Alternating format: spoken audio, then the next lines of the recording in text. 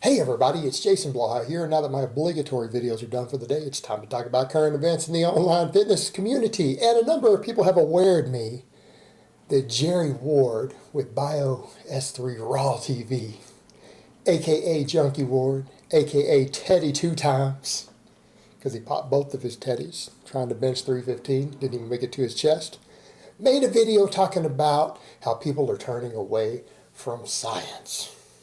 So, joined here by Jerry's Cocoa Puff. Hey guys, this is Jerry, and people are turning away from science and people who use big words that I don't understand. And bodybuilding is like 10 to 15 years ahead of science. Wait a minute, other drugs are made by scientists, and that's I'm confused now. Get the hell off me.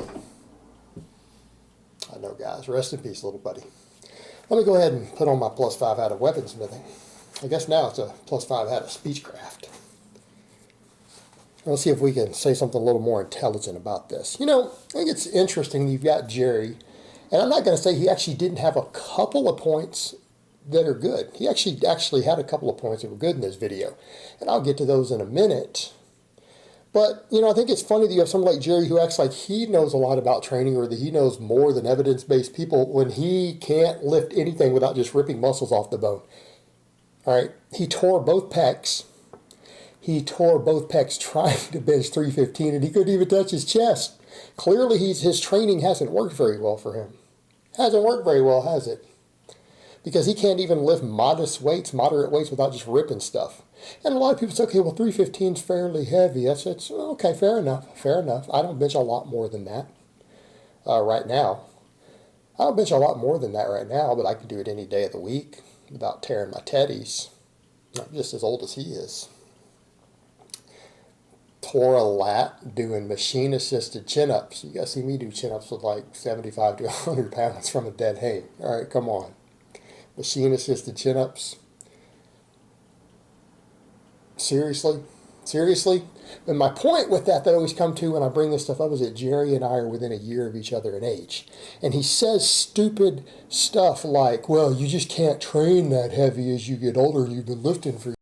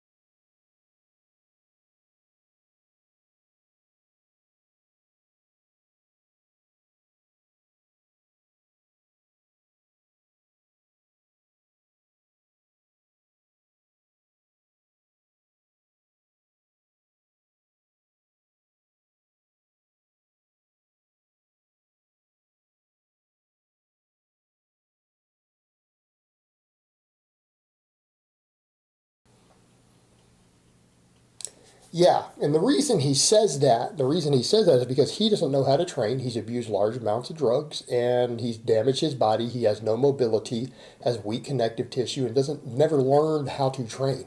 He has no clue how to actually train. He knows how to eat. His diet's usually on point. I'm not going to argue with that. He uses plenty of anabolic substances, anabolic supplementation. And that's ultimately what he comes down to. That's what bodybuilding is. You know, bodybuilders don't have to know a lot of this stuff. They really don't. The drugs are what make or break them. You know, and that's what he also pointed out. Well, I remember way back in this day, everybody looked good who trained versus now. Well, a couple things to factor in. Number one, a hell of a lot more people train and lift today. Back then, the only people who stayed with it or cared about the aesthetics end of it were people who were genetically gifted in that regard, okay? Genetically gifted.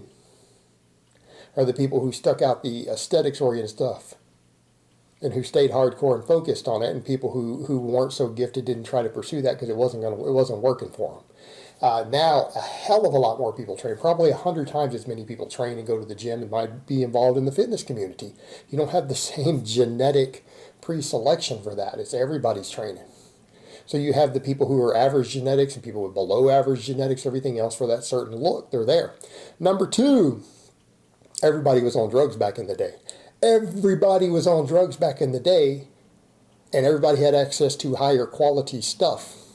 It was really, really easy to get pharmaceutical grade gear.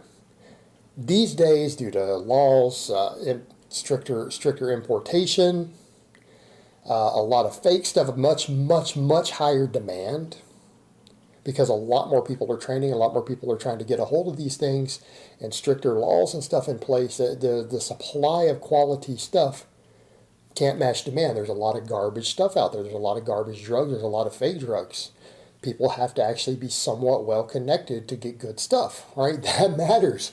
That absolutely matters versus back in the day versus just an average person you see now who's training, or the average gym rat. That really and truly matters. I think that's a big factor, that genetic pre-selection and access to, again, higher quality drugs really, really cheap. Honestly, guys, I remember when I started training, it was nothing like what you guys are thinking of today in terms of what's available at what prices. It really isn't.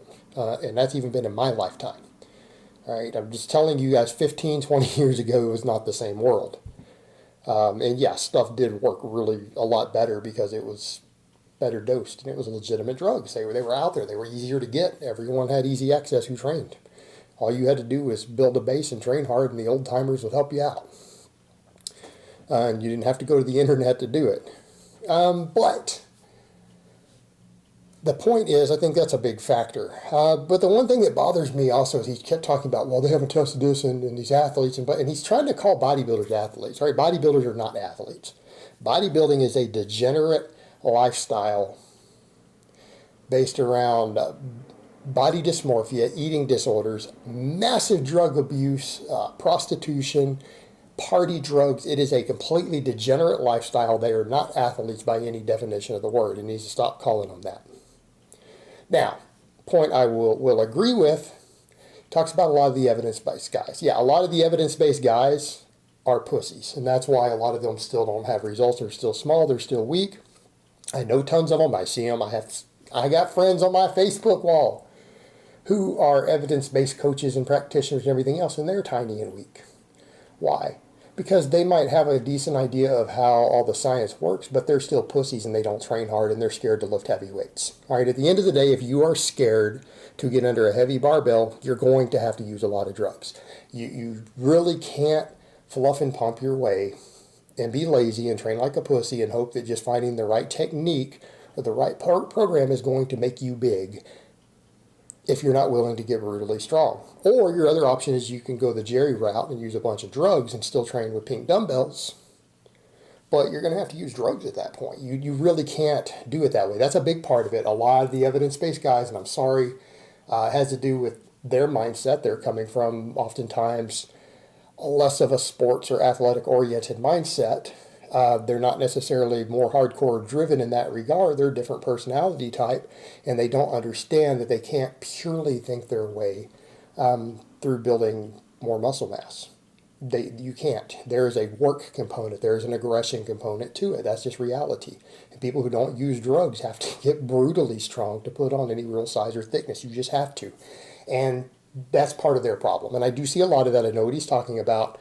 And I agree with that to a large extent, but a lot of it has to do with those people not accepting the reality that they're still going to have to train hard if they apply the right scientific knowledge. Now, the nutrition one, I think, is an interesting point. All right, I will concede that point with the ketogenic diet. However, what needs to be remembered is that the problem is that you had a lot of outside politics and influence involved in nutritional sciences. It wasn't a pure science. There was an enormous amount of medical persuasion and everything else being done by research conducted and people with money and funding. And the problem was getting government funding for different sorts of studies was really a problem up until more recent times.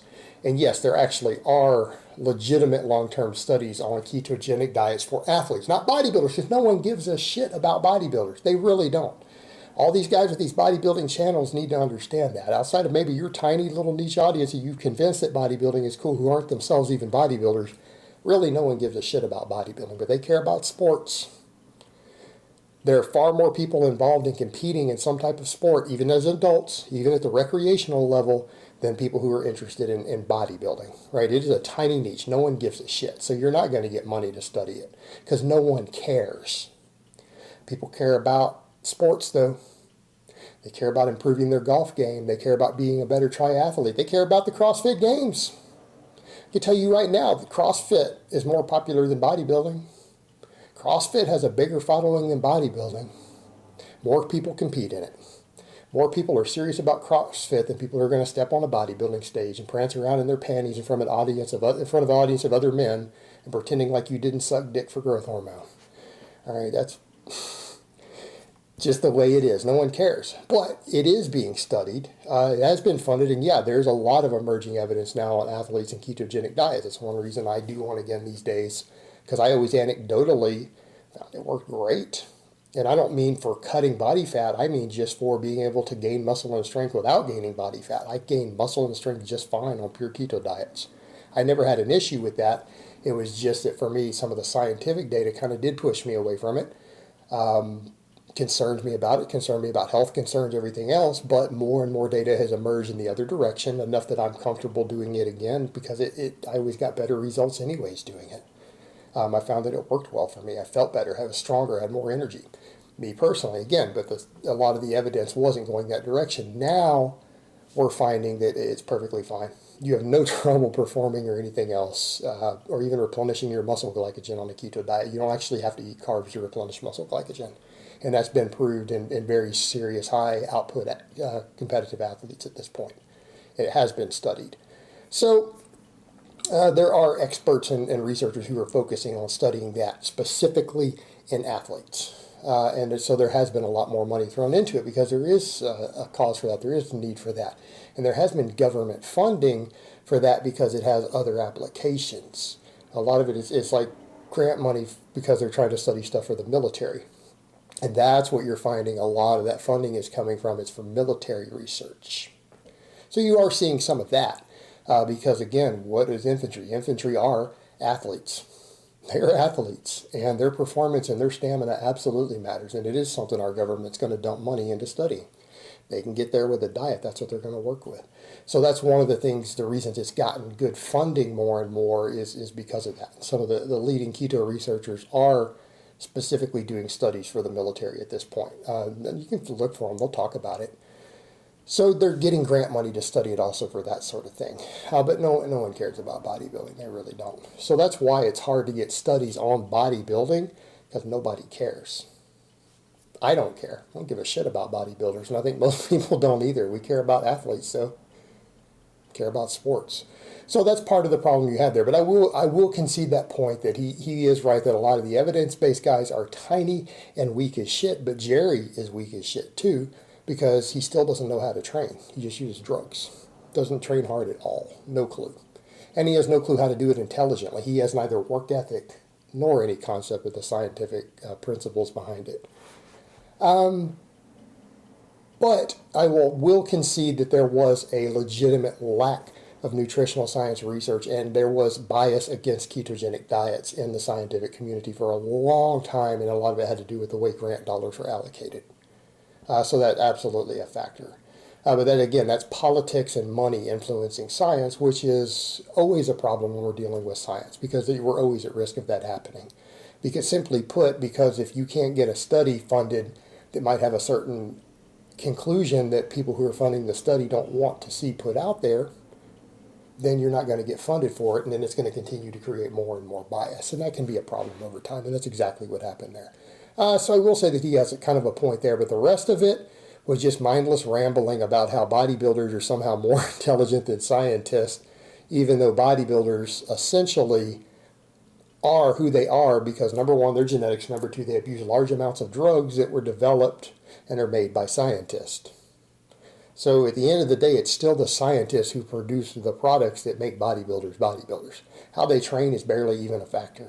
Really is barely a factor. Their drug stat is 1,000 times more important than what they do in the gym. All right, that's it. Their drug stack and their genetics is 99% of their results. Their training is about 1%. That's just reality.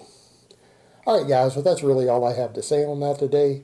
I hope it's been informative, and I will talk to you guys next time.